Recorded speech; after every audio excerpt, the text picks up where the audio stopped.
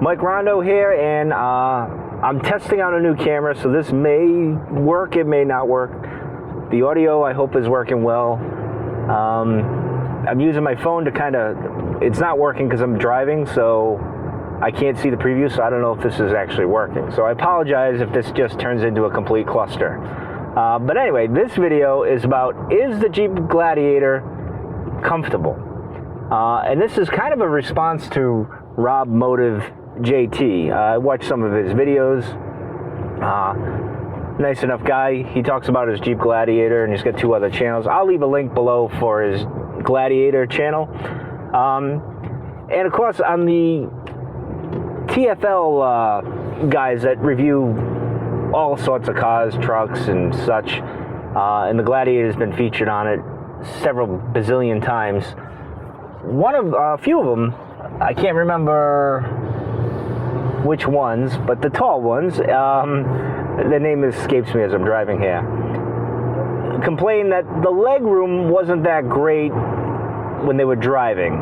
Now I'm 5'11", 6 feet if I'm trying to impress someone, and it's perfect for me. And you know, some people have said, well, it doesn't have a dead pedal, that's a problem. Not for me. It doesn't seem to be a big deal for me. I do want a dead pedal at some point, but the one I want is sold out. I think it's on Quadratech. It's sold out, so I haven't done that yet. But as far as the seats go, you know, you pay 40, 50, almost 60 grand for these vehicles, and you would expect power seats and, you know, massages and all these other things and stuff. I can tell you that the seats for me work pretty well. They're pretty darn comfortable. They're not too bad. And I got a Jeep coming up. Will I get a wave? We shall see. And I did. Look at that. I like them. Now they're manual. You know, adjusting and everything. It's not that bad. Hopefully the camera's not shaking too much, but it's not as uncomfortable as I thought it was going to be. The previous vehicle I had before this was a Grand Cherokee Laredo, and it had the auto seats and whatever. It had the air inside it to give you back more support and stuff. And it was all right. It wasn't the greatest thing in the world. It was actually uncomfortable. I would have thought it would have been more comfortable. This here is a lot more comfortable. And a guy that has horrible back problems, I sit in a cubicle all day, so 7-8 hours a day. I go drive the Jeep, you know, in the morning, and coming home from work, that's at least 20-25 minutes, sometimes 30, sitting in traffic. And that can wear on your back. So I sit a lot, and I shouldn't. I got to change that. I got to get back to my walking. But these seats are pretty darn comfortable. Now, recently, I just went to my friend's house, Joe, to do a podcast, a live stream with him. And I took this. He's about 2 hours away from me in Rhode Island. He's in Connecticut. And I drove the 2 hours. It was very pleasant. My back was fine. No issues at all. I thought maybe I'd get a little fatigued with the back. I thought there would be a bit of an issue. I thought, all right, well, probably an hour and a half in, I'll start to feel like a little bit of the burn, if you will, or the uncomfortableness. I'm happy to report that was not a problem going there. Not an issue at all. And then the next morning I got up, I drove, and again, 2 hours, wasn't a big deal. The only thing I will say, and this is more my back than the Jeep itself or the seats, when I stepped out, my back was stiff, and I contribute that to my bad back and getting up, and it was early and whatnot, and I slept on a couch, so my back was kind of not in the mood to really move once I'd settled into this Jeep. But the whole ride, I've had no fatigue. I didn't feel uncomfortable. I didn't do the little twisting around in my seat at all. It was very comfortable. No issues at all. It's been a delight driving. This is probably my most comfortable vehicle I've ever owned. And like I said, I had a Grand Cherokee, which is more luxurious than a Wrangler. And I had a Wrangler before that. The vehicle before that, I had a Sahara Unlimited, 2007. And that was pretty comfortable considering I had a 2000 Jeep Sport, two-door. I had rolled down windows. The only thing I had AC. You know, it wasn't the most luxurious thing, but I love that thing. That's still probably my favorite Jeep I've had. But that's more nostalgia than anything else. But again, when I got the Laredo, you know, I became a dad, you know, the family car and stuff, and I thought, all right, this is what I'll do. I'll get the more comfortable ride. And it was for a while. It was pretty comfortable. It took long trips to Vermont and everything. And I remember going to Vermont. It was to my father's place. It was about 3 hours, 3:20, change or something like that. And I remember once we got into Vermont, that final hour, it started to get uncomfortable myself. Like my lower back would feel it a little bit. The JK, from what I remember, it was a Jeep. It wasn't, you know, anything special. It was comfortable for what you did, but long trips, you know, it's kind of confined. This, you would think the same thing. It's based off the JL platform, the front, the cabin and everything, what you're sitting in. You would think it would be, you know, not as comfortable, but it's a longer wheelbase. It's great to drive. You know, I can't say enough things about it. And, you know, one more thing I want to mention before I get out of here. I don't want to make this too quick of a video. Too long of a video, excuse me, is the gas mileage. Now, before that, I wasn't getting the best gas mileage. Because I didn't go too far. Right now, I'm averaging 15.6. But when I went on my trip and I was on not a lot of highway roads, I was doing a lot of back country roads, not exactly a lot of highways. I was getting 17 something. I did take a picture of it. I think I got 17 and change. I took a picture of it. If I can edit it into the video, I will. 17 and change. And my gas mileage has gone up because before it was like 14. And that's because I didn't do too many long trips. I was doing basically back and forth to work, traveling around Rhode Island for soccer and stuff with my daughter, you know, going South County and stuff. So they were decent trips, but they weren't that long trip that you needed to, I don't want to say break the engine in, but get the engine where it performs a little bit better with gas mileage. So that long trip, that 2-hour trip, helped out a great deal. And I'm going to have to of course I'm going to go back and see Joe sometime soon, but I'm going to go up to New Hampshire at some point soon. There's a few places in New York I want to try and check out, Sleepy Hollow being one of them. What else? Where else was it? Where did I want to go? Oh, I wanted to see Carl Sagan's grave. So I got a few adventures that I want to try to do. You know, we'll see how the gas mileage, if it improves or not. Like right now, it's funny, but I'm looking at the gas mileage thing. There's this little, I don't know what it is. It's like a meter in it. It tells you if you're doing good for gas mileage, you know, you're averaging out. If you're doing poorly, it goes down. It's actually kind of neat. It's funny. So I've been using that to while I'm driving here, and everything is all in the good. So I think right now I'm settled in about 15, 16 miles per gallon. But again, back to the original point of this video, the Jeep is very comfortable. It's the best vehicle I've had comfort-wise, and I've had several vehicles. So I had my Cutlass back in the day, the 86 Cutlass, which I love. That was a dream. I love that car. That was awesome. That was a boat. Then I had an 86 Thunderbird. That was pretty cool. And then I had a Chevy Z24. That was kind of fun. Sporty, not that comfortable. Then I got into my Jeeps when I got my job. Started being a more adult. Bought my first vehicle on my own. And that was the 2000 Jeep. And that thing was awesome. And now, you know, for what it was, that was not the most comfortable thing. I remember that I've slept in that thing, and it was, you know, compact. But it was awesome. It was rough, rugged, like you wanted a Jeep. It was probably the last great Jeep that Jeep ever built, in a way. These other things that they've built now are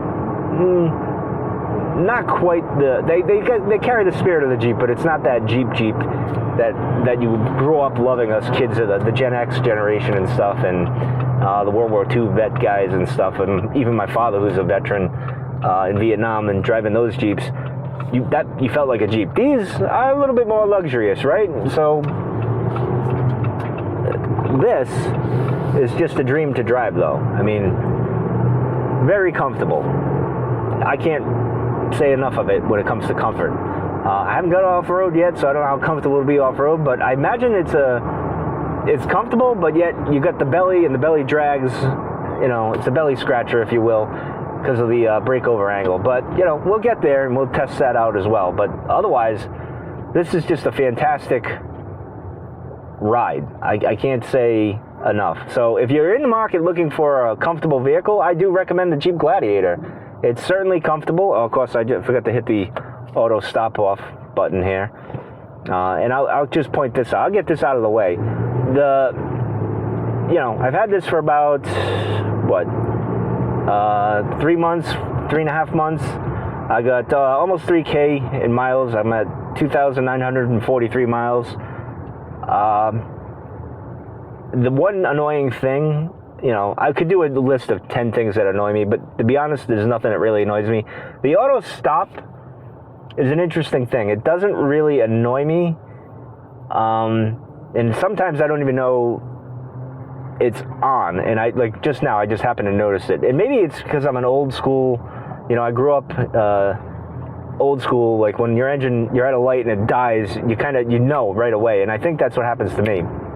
I notice it right away when it cuts out, and I just don't like that for some reason. But I tried it for a little while when I first got the Jeep, and it didn't help the gas situation. I might try it again, because now, again, I've gone on that long trip, and my gas mileage has improved.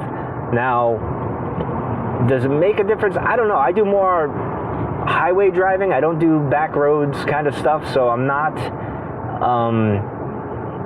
stopping and starting. I'm not in the city so much. I'm more of highway driving, to be honest. Most of my driving is that, so I don't think it really helps me. But I usually, when I get in the car or the Jeep and I'm driving and I hit a stoplight or I stop, that's when I notice it, and then I hit the button. So, I mean, the good news is there is a button there to disengage it. The problem is it just doesn't stay in that position. You have to hit it every time, which is the annoying part. But again, I think that's more of the government telling the manufacturers that, no, you can't have it, so it's set and forget it type of thing, unfortunately. So, and I'm stuck behind some slow vehicle. But other than that, this is a fantastic vehicle. I got another video, depending on how well this one comes out, with the audio and the video and the shakiness and all that stuff. We'll see. I got another video coming out about the Gladiator and maybe its future or whatever, its demise, if you will. Well, it's very nice of the guy who pulled over and let me go. So, we'll see. I'm going to do that video. I might even do it later today, depending on how well this comes out. So again, I apologize if this video is absolutely garbage. Hopefully it's not. Hopefully it's decent enough. But that's going to do it for this video. I just wanted to get a little test of this camera that I got, this new camera, the audio. Hopefully my audio is not too loud. I know with this particular camera, you have to set it higher. You have to bump it up. So we shall see. And hopefully it's not shaky and driving you guys crazy. And so I wanted to test that out. I wanted to get more Jeep videos on my channel, and this is the start of that. So look forward to more Jeep videos coming up for all the Jeep people out there and car people and whatnot, and give you my experience with it. But I can't say enough good things about this. I want to talk about, well, comfort-wise, I'll mention this. Now, I'm using the stock suspension or whatever, and it is a dream. I will agree with RobMotive there that the suspension is a dream, and I'm a little hesitant because most of my driving is on the road, and what I want to do in the future is set it up as an overlanding camping adventure type rig, not necessarily geared to four-wheel drive, rock crawling, running the dunes type of thing, or anything like that. I've said that before. I want it more of adventures, basically. And I want to be able to go off-road in places that you normally couldn't go with a vehicle. And of course, this allows me to do that. So the suspension thing, I do want to get a lift. I'm very hesitant right now because I'm loving what I have right now, and I think it's plenty capable for what I need to do right now. I have entertained the 2-inch lift, I think it is, from a Mopar to put on here, and the bigger tires. I'm just not sure where I'm going to go with that. And the good news about that is I don't think it ruins much of the ride. I know Rob was talking about it recently in a video that he's concerned, will he lose that awesome ride that we have now? I don't think so. Not with the factory stuff. We'll see. I'm curious to see what happens with his video and stuff. Me as well. I'm debating doing that at some point. Probably not this year. Maybe next year after I've had it for a year. Bump it up to the 2-inch and get the bigger tires. I'm not in a rush to do that. And then maybe down the road when the warranty runs out and all that other stuff, I'll get, you know, my dream lift, which is the Metal Cloak 6-pack thing there, or whatever the hell they call it. I can't remember it off the top of my head. I'm driving. So, by the way, I apologize if I look a little awkward, like talking to the camera. I don't have any visual right now, like, because this is plugged into the dashboard here. Like, my phone is plugged in, and it automatically senses when you're driving. It shuts off any screen thing, and the screen on this as well is off. So I don't know. Oh, got a rescue coming. I don't know if this is even working. And I apologize for the rescue that's coming. That's pretty loud. So anyway, I just wanted to get on here and just talk about the comfort of it. It is very comfortable. I've been in several cars. This is probably one of the most comfortable vehicles I've been in. I mean, it's not a luxury comfort, but it's a very capable, comfortable ride that I think daily you would enjoy, and I think on the long trips you would enjoy as well. Now, I think 3 hours is like 3-4 hours is probably as long as you want to go on a trip with a Jeep anyway, before you step outside, stretch your legs, go for a leak or whatever you got to do to, I think fatigue would set in then. But we don't know. We'll try. I'm going to try this when I go to, hopefully, I think Cornell University in Ithaca, New York is about 6 hours away from me, so that'll be quite the drive. I think I could do that. Will it be comfortable? I think it will be. Sleepy Hollow, I think, is about 3.5, maybe 2 hours. Might even be 4. Might be 3.5. I'm not sure. I'd like to get out there soon. We'll see. I think it would be comfortable. I think it would handle it. But 5-6 hours, that might be stretching it with the comfort. But anyway, I'm going to get out of here. Thanks for watching. Hopefully that, you know, if you had any questions about how comfortable the ride is, maybe that helps out. This is my 2 cents. I'll leave a link below for Rob, and you can check out what he thinks about this, the comfort of the vehicle. All right, that's going to do it. Thank you.